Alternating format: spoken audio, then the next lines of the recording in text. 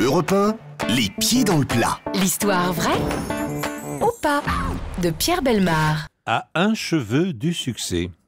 Ah bah ça nous connaît. Eh oui. Un jour, un jeune méridional, employé chez Hachette, vint proposer un poème à Georges Clemenceau, alors directeur du journal Le Travail. La scène se passe dans les années 1860 et Clemenceau n'avait pas encore commencé sa carrière politique. Le poète en devenir, portant collier de barbe avec cheveux sur la langue, dit au directeur du journal « J'ai écrit un poème sur la Venef.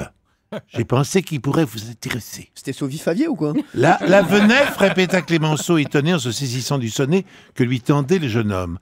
En parcourant les premières lignes, il s'exclama « Ah, la jeunesse, vous voulez dire? Non, cela ne m'intéresse pas, je ne publie pas de poème. » Sans se démonter, son interlocuteur lui répondit qu'il pouvait aussi lui soumettre quelques contes.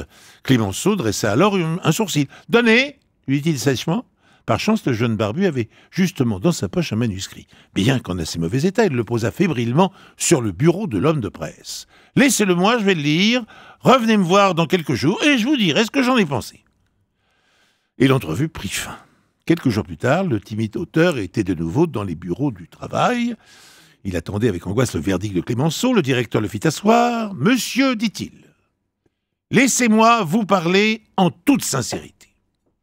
J'ai lu votre conte.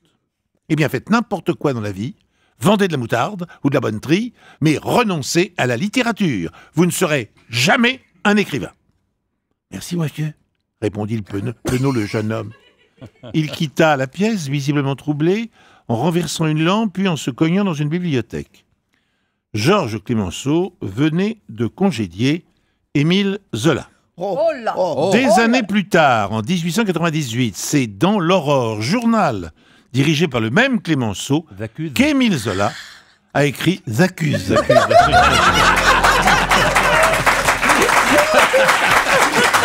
J'accuse, très bon. On dirait... Vacuve. Là, la personne qui vous écoute, elle met toutes les infos dans le désordre, elle mélange le galopin Émile Zola s'accuse. Bonjour. Alors oui, Jérôme Commandeur, vraiment cette histoire vous a passionné, je vous ai vu. Hein. Ah oui, moi aussi, Non, mais j'ai c'est vu, vrai. j'étais passionné. Je suis convaincu qu'elle est exacte. Ah, vous pensez. Alors on va demander à Laurent qui joue avec nous sur Europe 1. Laurent, est-ce que vous pensez que l'histoire de Pierre Bellemare est vraie? Très belle histoire, en tout cas, franchement. Je sais pas trop, mais enfin, je vais faire un peu confiance à l'équipe si elles peuvent m'aider. Parce que... Alors, c'est pas l'équipe, c'est Commandeur, s'il te plaît. Là, d'abord, là, c'est Jérôme Commandeur. Oh. Est-ce que vous voulez quelqu'un d'autre? Est-ce que vous voulez l'avis de quelqu'un d'autre? Peut-être Foucault? Jean-Marie? Jean-Marie Bigard. Écoute, moi je suis assez d'accord avec Jérôme, elle me plaît bien cette histoire. Donc, vous je pensez pense qu'elle qu'elle est tout à fait exacte. Alors bien sûr, j'aurais pu dire le nom de Émile Zola alors que c'était tout à fait quelqu'un d'autre. Hein, bon. Mais c'était Émile Zola, c'était bien lui qui avait un jeu sur la langue quand il était petit.